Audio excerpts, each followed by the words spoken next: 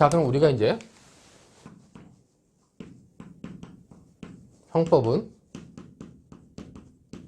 범죄 플러스 형벌 보완처분을 했습니다. 자, 그러면은 이제 범죄가 무엇이냐와 관련돼 가지고 우리는 배웠죠.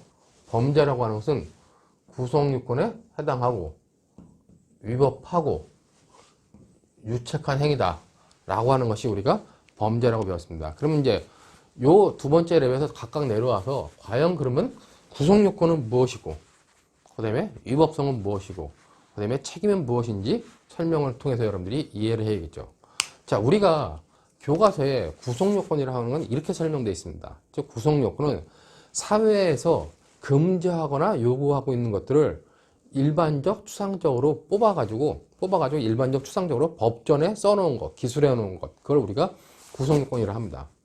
그 다음에 구성요건 해당성이라고 하는 건 그런 구성요건에 어떤 구체적 사실관계가 부합할 때 그걸 우리가 구성요건 해당성이 인정된다고 얘기를 해요. 자, 그 다음에 위법성이라고 하는 것은 뭐냐? 위법성이라고 하는 것은 교과서에 설명되어 있기를 법질서 전체의 관점에서 바라본 부정적 가치 판단이다 이렇게 얘기를 합니다. 굉장히 어려운가요? 자, 다음으로 책임이라고 하는 건 뭐냐? 책임은 적법 행위를 할 수 있었음에도 불구하고 적법 행위를 하지 않은 사람에 대해서 하는 비난 가능성이다. 비난이다. 이렇게 설명을 합니다. 자, 제가 말한 바에 의하면 결국 이 구성권, 위법성, 책임이라는 개념이 다 설명이 끝났습니다. 근데 제가 설명한 말을 여러분들이 그냥 외워도 되죠. 뭐 시험을 대비해서 외우든지 아니면 공부를 위해서 외우든지 하면 되는데 그 외운 것은 어떻게 된다? 곧 잊어먹는다는 겁니다. 왜? 이해를 하지 못하면 아무 쓸모가 없다는 것이죠.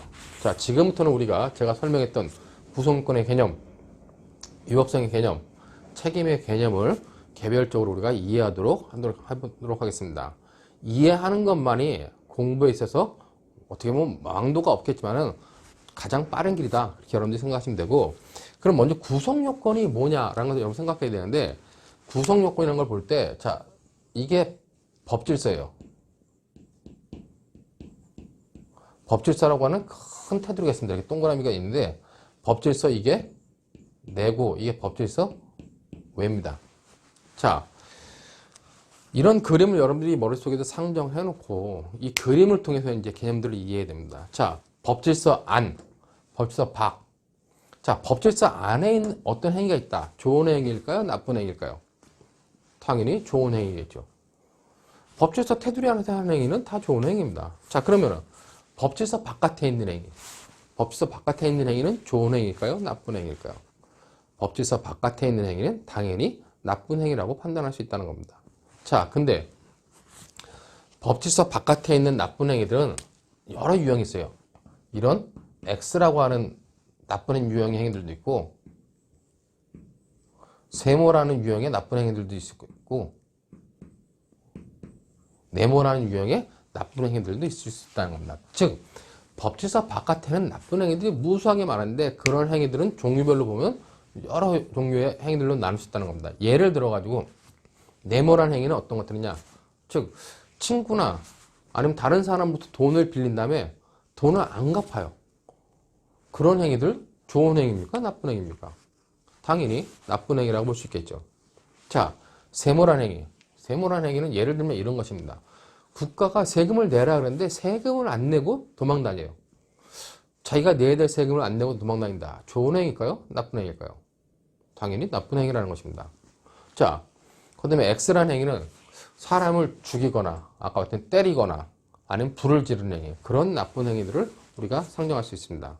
자, 근데 법질서 바깥에 있는 이러한 무수하게 나쁜 행위들을 유형해 보니까 이렇게 나올 수 있는데, 이런 나쁜 행위들에 대해서는 어떠한 법적 제재를 가해야 되겠죠. 자, 근데 어떤 법적 제재들을 가하느냐? 즉, 네모난 행위, 즉 돈을 빌리고 안 갚는 행위들은 민사적으로 해결하면 된다는 겁니다. 즉, 얘네들은 민사적 해결이 가능한 거죠. 민사적 해결이 가능하다는 건 민사법원으로부터 뭐 채무용의를 받아가지고 강제 집행을 한다든지 이렇게 해가지고 돈을 못 받은 행위들을 제재할 수 있다는 겁니다. 자, 그 다음에 이런 세모란 행위들, 이런 건 행정적 제재를 통해서 우리가 가능하다는 얘기죠. 세금을 안 내고 미룬다. 그러면 과태료를 부과하고 아니면 과징금을 부과할 수도 있죠. 즉, 이런 행위들은 꼭 형법에서 말하는 형벌을 동원해가지고 우리가 제재할 필요성이 있는 행위들은 아니라는 겁니다. 자, 그러나 이제 제일 중요한 거는 이런 X라고 하는 나쁜 행위들이죠. 이런 X라고 하는 나쁜 행위들. 사람을 죽이고 돈을 뺏고 불을 지르는 행위. 이런 행위들은 우리 국민들이, 입법자들이 볼 때, 야, 이런 것들은 행정적 제재나 민사적 제재로는 쉽게 해결이 안 되겠다. 이런 행위는 바로 그냥 형벌을 투입해가지고 제재하는 수밖에 없겠다라고 판단해가지고 이런 행위들을 뽑아내는 겁니다. 유형화해가지고 쭉 뽑아내요. 뽑아내가지고 어디다 적어놓느냐. 이게 법전이라 보면은 법전에다가 적어놓는 겁니다. 이건 나쁜 행위, 이건 나쁜 행위, 나쁜 행위. 근데 적어놓을 때 어떻게 적어놓냐? 이때 적어놓을 때 일반적이고 추상적으로 법전에 적어놓는 겁니다. 법전이라는 글씨가 좀 이상해 보이는데 쉽게 보면 그냥 이런 법전에다가 이런 행위들은 X라는 행위는 나쁜 행위입니다. 이런 건 나쁜 행위입니다. 나쁜 행위 적어놓는 거예요. 이걸 우리가 구성요건이라고 하는 겁니다. 즉 구성요건이라는 건 법질서 바깥에 있는 나쁜 행위들 중에서 형벌이라고 하는 강력한 제재 수단을 동원해야 될 필요가 있는 그런 나쁜 행위들만 뽑아가지고 뽑아내는 겁니다. 뽑아가지고 법전에 써놔요. 써놓는데 어떻게 써놓느냐? 일반적이고 추상적으로 써놓은 겁니다.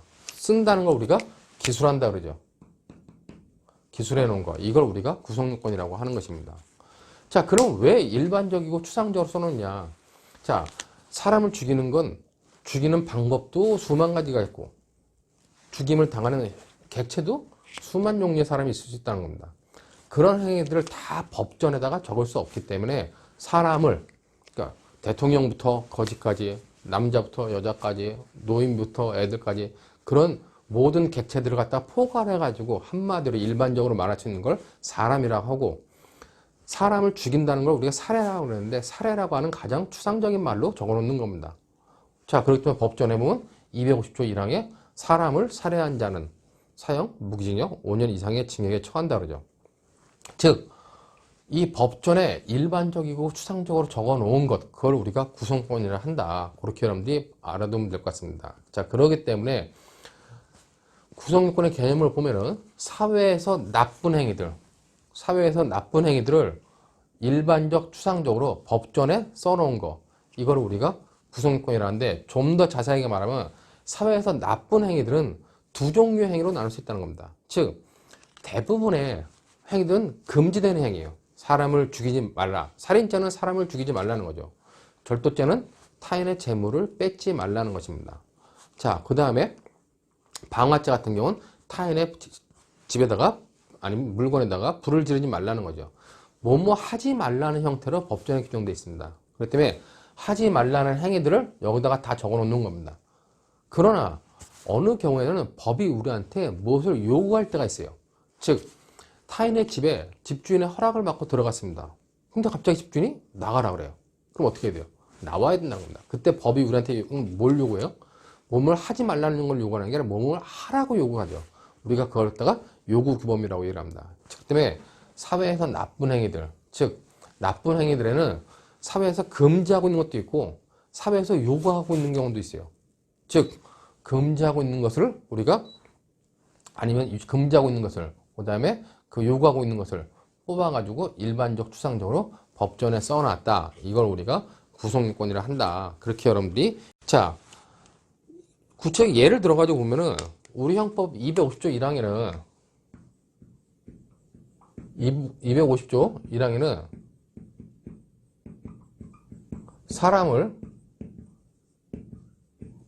살해한 자는 사형, 무기 5년 이상의 징역에 처한다 그랬어요. 자, 이 부분은 형벌이고 바로 이 부분이 범죄인데 이 부분은 우리가 구성요건이라고 얘기할 수 있다는 것입니다. 자, 근데 이 사람이라고 하는 것은 굉장히 포괄적이고 일반적인 얘기고, 사례라는 것도 그렇고, 뭐뭐한 자라는 것도 그렇다는 거예요. 자, 이런 건 구성요건에 어떤 구체적 사실관계를 대입해 보는 겁니다. 자, 예를 들어 이런 예를 듭시다. 제가 아주 기분 나쁘게 생각하는 친구가 있어요. 근데 그 친구를 죽여버리고 싶어. 그래가지고 내가 몇 월 며칠 날 종로에서 가다가 내가 기분 나빠하는 사람을 만났어요. 그 사람을 죽일 의사로 100대를 때렸습니다. 근데 그 사람이 죽었어요. 그런 사실관계가 있다 봅시다. 자, 그런 사실관계가 여기에 맞아 떨어지냐는 거예요. 내가 죽이려고 마음먹은 사람, 그 사람, 사람이라는 겁니다. 그게 내 친구든 남자든 여자든 사람에 포섭될 수 있고, 내가 100대를 때렸어요. 죽일 마음으로. 그것은 살해라고 하는 행위에 포섭될 수 있다는 겁니다. 그 다음에 행위란 나는 일반적인 자에 포함될 수 있다는 거죠. 그렇게 구체적 사실관계가 여기에 맞아 떨어지면 어떻게 된다? 그럼 우리가 그때 구성요건 해당성이 인정된다. 이렇게 여러분들이 생각할 수 있다는 겁니다. 그렇기 때문에 구성요건과 구성요건 해당성은 다른 개념이다. 구성요건은 정적인 개념이고, 구성요건 해당성은 구체적 사실관계가 여기에 부합하는 관계를 말하는 것이다. 그렇게 여러분들이 생각할 수 있겠죠. 자, 이 구성요건의 개념을 설명하기 위해서 이만큼의 그림을 그렸지만, 여러분들은 이 그림을 통해서 구성요건이라고 하는 것은 사회에서 금지하거나 요구하고 있는 걸, 이게 어려우면 그냥 사회에서 나쁜 행위들이라고 생각해도 돼요. 사회에서 나쁜 행위들을 일반적이고 추상적으로 뽑아서 법전에 써놓은 것, 그걸 구성요건이라 한다. 그렇게 여러분들이 이해되면 될 것 같습니다. 그리고 구체적 사실관계들이, 어떤 사례들이 그런 구성요건에 부합하면 그걸 구성요건 해당성이 인정된다. 그렇게 여러분들이 이해되면 될 것 같습니다. 자, 다음으로 또 하나 볼 수 있는 것 중에 하나가 이제 구성요건의 개념 다음에 우리가 위법성이라는 개념을 봐야 돼요.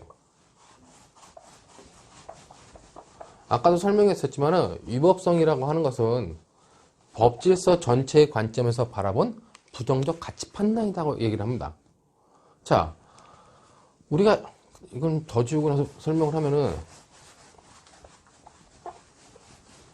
위법성의 개념을 설명하기 전에 먼저 구성요건을 좀 더 설명하도록 하겠습니다. 구성요건은 우리가 객관적 구성요건과 일반적으로 주관적 구성요건으로 이루어졌다고 봅니다. 즉, 객관적 구성요건은 행위의 주체, 객체,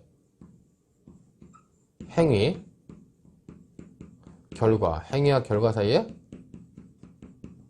인과관계가 있어야 되고, 주관적 구성요건 요소로서 고의, 인식 플러스 의사라는 것이 있고, 가끔 과실범 여부를 논하기도 한다는 겁니다. 자, 구성요건이라는 건 이렇게 주체, 객체, 행위, 결과, 인과관계, 고의 이렇게 이루어졌는데, 아까 우리가 잠깐 250조 1항 살인죄를 봤지만, 주체, 뭐뭐 행위한 자, 객체는 사람, 행위는 살해, 결과는 사망.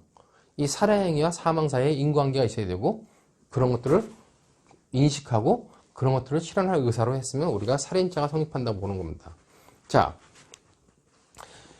이게 일반적 구성요건이라고 하면은 다시 이 파란색을 쓰는 거, 파란색을 쓰는 건 우리가 아까 봤던 것처럼 뭐뭐한 자, 살인죄에서 뭐뭐한 자, 객체는 사람, 행위는 살해, 결과는 법전에 안 났지만 사망을 해야 되기 때문에 이런 파란색으로 쓴 걸 살인죄의 구성요건이라 얘기하겠죠. 그러면 이런 구체적 살인죄의 구성요건에 어떤 사실관계가 부합한다. 그랬을 때 구성요건 해당성이 인정된다고 그러는 겁니다. 자, 그러면은 여기서 하나 질문이 있는데, 질문이 뭐냐면은 어떤 구체적 사실관계가 구성요건에 부합해가지고 구성요건 해당성이 인정된다. 그럼 그 행위는 나쁜 행위일까요? 아니면 나쁜 행위가 아닐까요? 잘 판단해 보셔야 돼요. 자, 우리가 일반적으로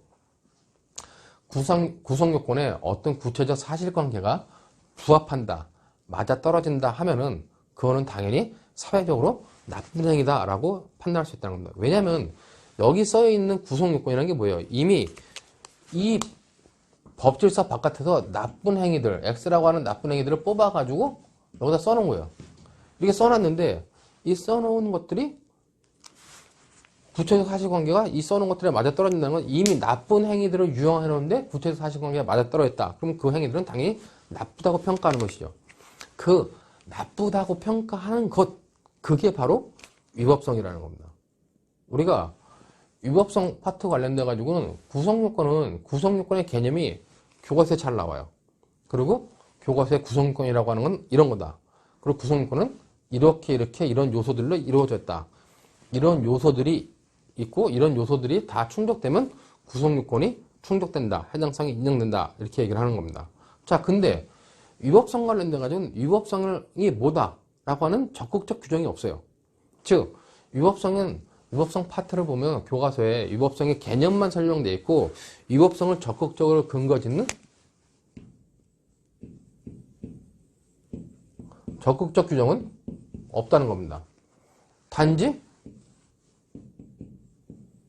위법성을 조각시키는 소극적 규정밖에 없다는 것이죠. 그럼 왜냐? 위법성의 개념을 정확히 이해하면 쉽게 이해가 될 수 있다는 겁니다. 즉, 위법성 개념을 아까 법질서 전체의 관점에서 바라본 부정적 가치 판단이다. 이렇게 얘기했는데 쉽게 말하면 그거는 앞에서 봤던 법질서, 이 법질서 지워졌는데 법질서 내에는 좋은 행위, 법질서 바깥에는 나쁜 행위라 했어요. 자, 이 법질서 바깥에 있기 때문에 나쁜 행위라고 하는 평가, 그것이 바로 위법성이라고 하는 것입니다. 그렇기 때문에 그거를 우리가 위법성이 뭡니까? 그래서 위법성은 어떤 행위가 법질서 바깥에 있어서 나쁘다고 하는 평가, 그게 위법성이에요. 이렇게 얘기를 하면 되죠. 근데 그거를 교과서에 쓰여 있는 멋있는 얘기를 할 때, 자, 이게 아까 실선이 법질서라는데 법질서 전체의 관점에서 바라본 거죠. 전체 법질서의 관점에서 바라봤을 때 법질서 바깥에 있기 때문에 나쁘다는 평가, 부정적 가치평가라는 거죠. 그렇기 때문에 위법성 개념을 법질서 전체의 관점에서 바라본 부정적 가치평가다라고 얘기를 하는 겁니다. 그렇기 때문에 어떤 행위가 구성권에 해당하면 당연히 위법하다라고 판단할 수밖에 없기 때문에, 그렇기 때문에 위법성은 어떤 것들을 갖춰졌을 때 위법성이 인정된다고 하는 그런 적극적 규정은 당연히 없을 수밖에 없다는 것입니다. 그러므로 여러분들이 알고 있는 교과서에 어느 교과서든지 위법성 파트를 가면 위법성을 조각시키는 소극적 규정들만 규정되어 있고 설명되어 있지 적극적 규정에 대해서는 설명이 없는 것이 당연하다는 겁니다. 그런 이유로 형법 교과서의 위법성이 정리되고 있다. 그렇게 여러분들이 이해해두면 되겠죠. 자, 중요한 것 중에 하나는, 자, 그러면은 구성요건과 위법성의 관계에 대해서 잠깐 보면은 우리 이제 교과서에 그런 내용들이 나옵니다. 구성요건과 위법성의 관계에 대해서 이것이 인식 근거냐, 존재 근거냐 이런 얘기들이 나오는데 국내 일부 학원 강사들이나 학원 교재들에 보면은 아직도 옛날 얘기를 따라가지고 구성요건과 위법성의 관계는 인식 근거설에 의한다라고 하는 그러한 내용들이 통설이다, 다수설이다 얘기를 하는데 논리적으로 타당하지 않죠. 왜냐면은 어떤 구체적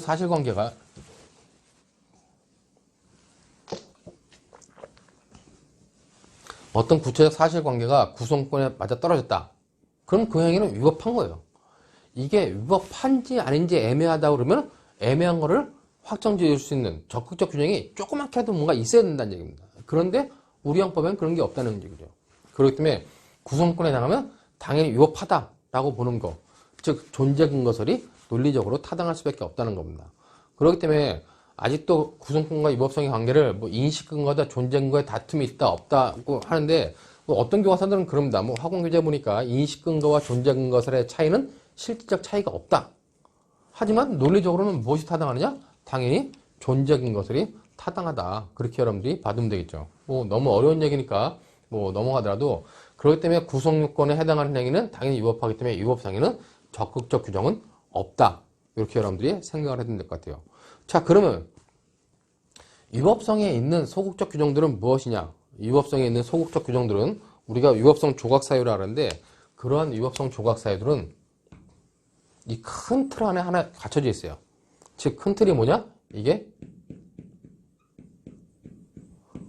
사회 상규라고 하는 큰 틀 안에 갖춰져 있고, 여기에는 21조 정당방위, 22조 긴급피난, 23조 자구행위, 24조 피해자의 승낙이라는 것이 있고, 그 다음에 20조에 법령에 의한 행위, 그 다음에 업무로 인한 행위, 또 그 다음에 형법 310조의 위법성 조각 사유와 같은 여러 가지 개별적 위법성 조각 사유들이 있고, 그런 위법성 조각 사유들은 큰 틀 안에 사회상규라고 하는 큰 틀 안에 있는 행위들이다. 그렇게 여러분들이 생각을 해두면 될 것 같습니다. 그렇기 때문에 위법성의 개념 관련돼 가지고는 적극적이 없다, 소극적 규정은 이렇게 규정되어 있다는 것을 이해해 두시고, 자, 중요한 건 이제 구속요건과 위법성을 합쳐가지고 우리가 나중에 불법이라고 불법의 실질에 대해서는 좀 이따 배우도록 하고, 지금까지 우리가 배운 거는 구속요건과 위법성의 개념에 대해서 배웠습니다. 즉, 구속요건은 사회에서 금지하거나 요구하고 있는 것들, 즉 나쁜 행위들을 일반적 추상적으로 뽑아서 법전에 써놓은 것, 그것을 구속요건이라 하고, 위법성은 법질서 전체의 관점에서 바라본 부정적 가치평가다, 가치판단이다. 즉 법질서 바깥에 있기 때문에 나쁜 행위라고 하는 그런 평가를 위법성이라는 겁니다. 구속요건에 해당하면 당연히 위법하기 때문에 적극적 규정은 없고 소극적 규정만 있는 겁니다. 자, 그럼 책임의 개념은 뭐냐? 책임의 개념은 앞에 구속요건과 위법성의 관계를 볼 때 여기서는 뭘 평가하느냐? 행위에 대한 평가고, 행위자에 대한 평가는 책임에서 하는 것이 핵심입니다. 즉 행위와 행위자가 있을 때 어떤 행위를 한 행위자에서 그 행위에 대한 평가는 구속요건 위법성 단계에서 하고, 책임에서는 그 사람에 대해서 평가를 하는데, 그 사람을 범죄 행위를 했기 때문에 나쁜 사람이다, 나쁜 놈이라고 욕할 수 있느냐 없느냐를 평가하는 걸 우리가 책임이라 하고, 그렇기 때문에 책임을 한마디로 비난 가능성이라고 얘기를 하는 것입니다. 예를 들어가지고 이런 것이죠. 자, 예를 들면 A라는 놈이 있습니다. A라는 놈은 대학에 입학해서 기분이 좋아요.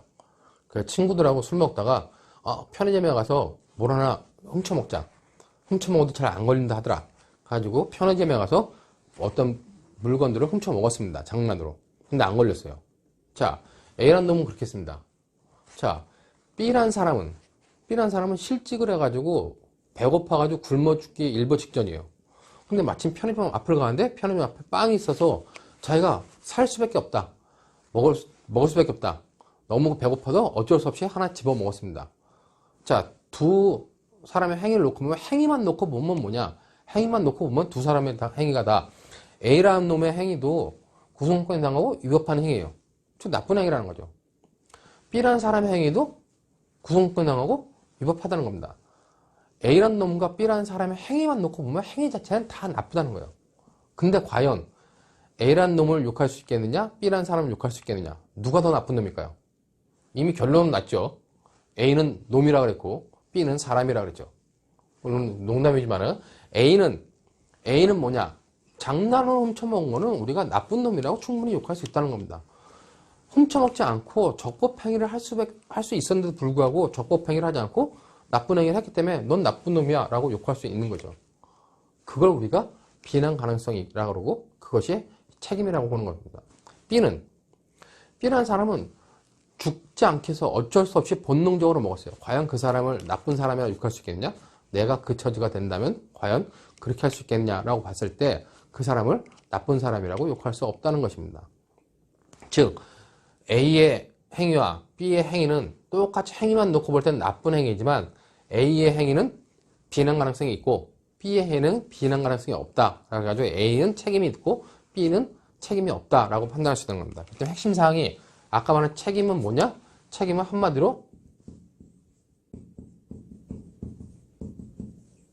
비난 가능성이다, 이렇게 얘기할 수 있는데, 이 비난 가능성이란 말을 좀 더 길게 늘려서 설명하면은, 비난 가능성은 좀 더 늘리면은 적법행위를 할 수 있었음에도 불구하고 적법행위를 하지 않고 위법행위를 한 것에 대한 비난 가능성이다, 이렇게 여러분들이 생각하면 될 것 같습니다. 자, 지금까지 우리가 이제 형법은 범죄 플러스 형벌, 보완처분이라는 걸 배웠고, 범죄라고 하는 구속요건의 해당성, 위법성, 책임이라는 걸 배웠습니다. 형벌은 고통이다.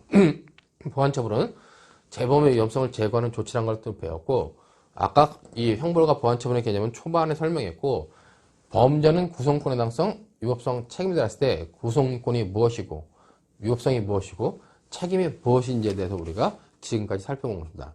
마지막으로 다시 한번 정리하면은, 결국 구속요건이라 하는 건 뭐냐? 구속요건이라 하는 것은 사회에서 금지하거나 요구하고 있는 것을 일반적 추상적으로 법전에 써놓은 것, 기술해 놓은 것, 그걸 구성요건이라고 합니다. 자, 위법성은 뭐냐? 위법성은 법질서 전체의 관점에서 바라본 부정적 가치평가다. 법질서 바깥에 있기 때문에 나쁜 행위다라고 하는 평가입니다. 자, 이 구성요건과 위법성 단계에서는 무슨 평가를 한다?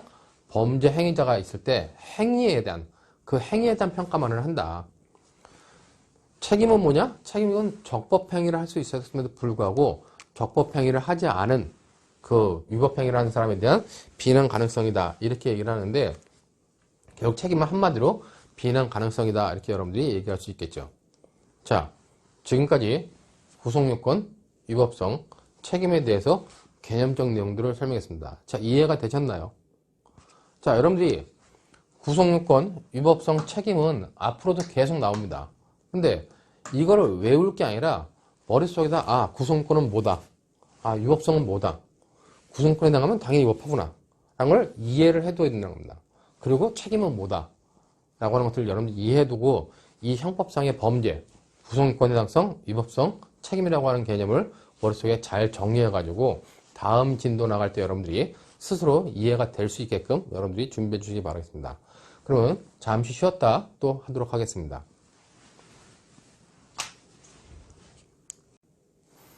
예, 그러면 이번 시간에는 그 범죄는 구성요건, 위법성, 책임이라고 했는데 각각의 구성요건 요소들이 무엇이 있고 위법성 요소들이 무엇이 있고 그 다음에 책임에는 어떤 요소들이 있는지 살펴보도록 하겠습니다. 먼저 제가 판서를 미리 해놨는데 자, 우리가 형법은 범죄를 법률 요건으로 하고 형벌과 보완처분을 법적 효과로 하는 법규범의 통째다 이렇게 설명을 했고 그 다음에 범죄는 구성요건에 해당하고 위법하고 유책한 행위다 라고 설명을 했습니다. 그 다음에 형벌은 국가가 주는 고통이다. 보완처분은 재범의 위험성을 제거하는 조치다 이렇게 설명을 했죠. 자, 그리고 이제 구성요건의 개념과 관련돼 가지고는 구성요건이란 사회에서 금지하거나 요구하고 있는 것을 일반적 추상적으로 뽑아가지고 금지하거나 요구하는 것을 뽑아가지고 일반적 추상적으로 법전에 써놓은 것, 기술해 놓은 것이다.